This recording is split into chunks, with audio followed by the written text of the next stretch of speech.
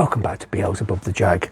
In the previous video, I uncovered, the what appears to be catastrophic rust, but on the face of it, it does look a bit serious. But to be honest with you, I'm not that worried. I expected worse when buying a car like this, so I'm really not too concerned. And now you see I've just put a cardboard template. It's just like a cereal packet. I've just sort of trimmed it roughly to size, fitted it over, stuck it down with masking tape.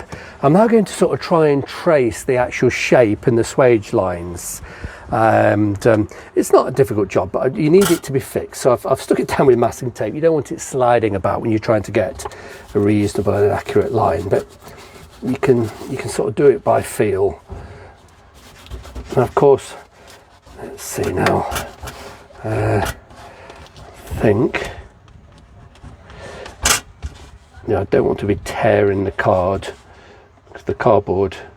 Let's see now. Let's have a look. So there's a top line, which I think's about there, and there's a lower one where the fold goes. So it's about 10mm inner fold. So what I'm going to have to do, I'm probably going to have to make some sort of a template, like a wooden butt or something, with this pattern in it, which is going to be a bit of a nuisance. It'll take a lot of time, and then sort of chase it down. So if I stretch this bit, I'll be able to get the swages in. I don't want to just stick a flat plate in. That's a bodge. I'm not going to bodge this. I want it to be, at least close to being right. There we go. You see, it's a case of just spending quite a bit of time. I'll probably spend about 15 minutes chasing this cardboard out, just getting, a rough sort of template. You get the idea. And then there's fresh air down here. We can actually see the edge in there. Let's have a look. This is quite deep. This is that curve. And this is quite a complicated shape. It's not going to be a short task fixing this, I'll tell you. Yeah, and then on these edges here, it flares. You can't see that, but you can see this. It flares upwards. So just there we go. I have to put a little cut in the paper there. That finishes about here.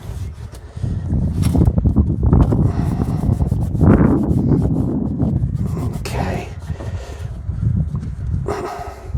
I'm just making the paper template much bigger than I need it. It's always nice to have excess, and you can trim it down to size really. Okay, that's fairly straightforward. We've got here another joggle. Goodness me, it is a very complex shape. It is going to take a lot of time to make. It's not going to be quick. Maybe with some dirt.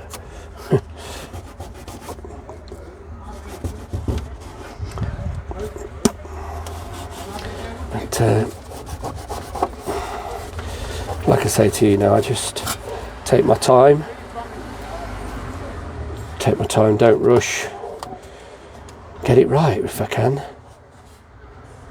So it's the more information you've got on the paper, the easier it will be to sort of transfer that onto steel.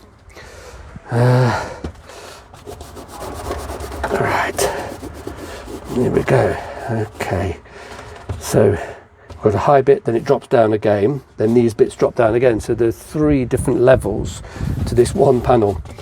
It is going to be, I should be able to, if I can I'm going to have to make a wooden butt or a wooden template, which could take me a few hours actually, chopping the wood up, screwing it all together, carving it, screwing it. It's not going to be an easy old task, I'll tell you.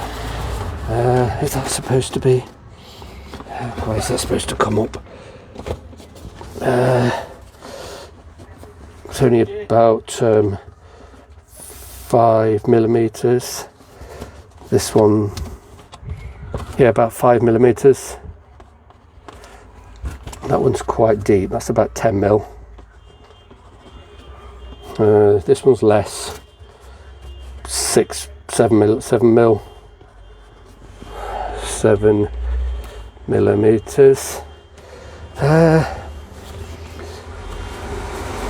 Yeah, 5mm.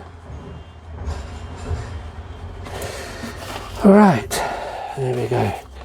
I just managed to dodge the local drunk. I don't know if you heard that voice come there, I just ignored him.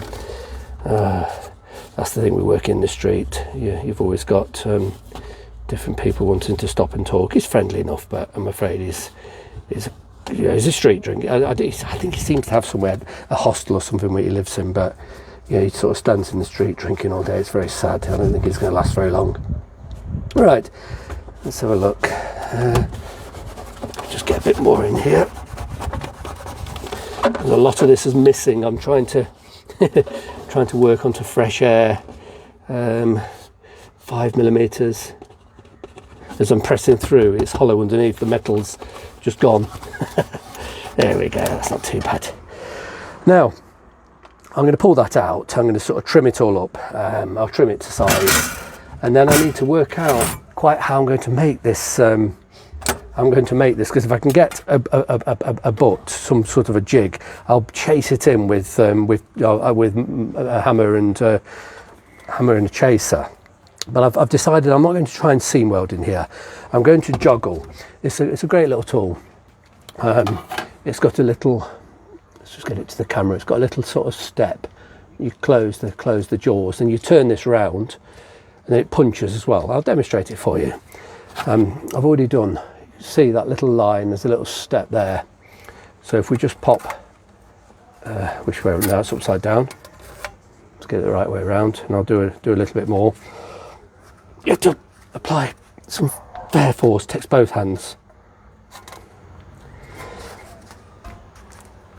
So here we go. Just to give you a rough sense, and let's just turn a little punch around and punch a couple of holes. These will be the weld holes. There's one.